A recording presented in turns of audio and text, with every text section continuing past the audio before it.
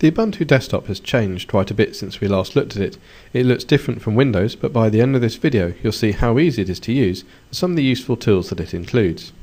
This video covers Ubuntu Desktop rather than Ubuntu Netbook.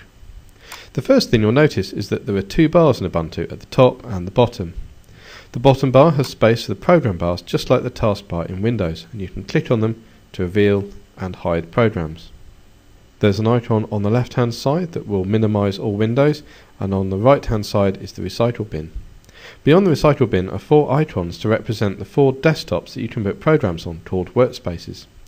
The advantage of this is that you can leave the music player running maximised in one workspace and work in another workspace. To move a program between desktops, right click on the title bar and select the correct workspace. The top left corner of the screen has the Ubuntu equivalent of the Start menu, but it's split over three menus. The first is Applications, where you can find all of the programs installed on the computer, and they're listed by category. More programs can be installed by clicking on the Ubuntu Software Center. Programs are arranged in categories, or you can use the search box.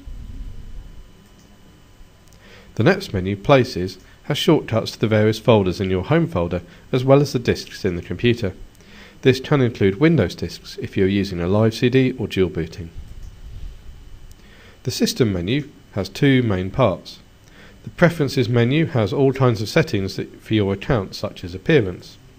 In this window you can change the look of Ubuntu, the desktop background, fonts, and visual effects if your graphics card supports them.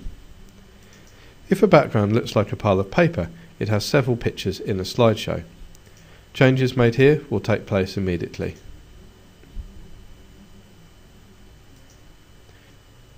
Administration covers more technical changes to the computer, and you may need to enter your password to access them.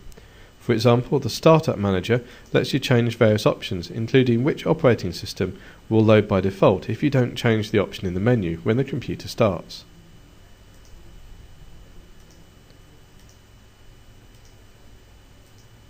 The middle of the top toolbar can be used to store shortcuts or information about the computer, such as the battery marker on this notebook. Finally, the top right hand corner of the screen has some useful information, starting with the date and time, and next to this is the chat icon.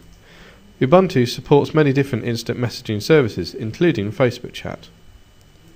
The power button has the obvious options, but there's one interesting addition, which is the guest session. This is useful if someone wants to use your computer, but you don't want to give them access to your documents.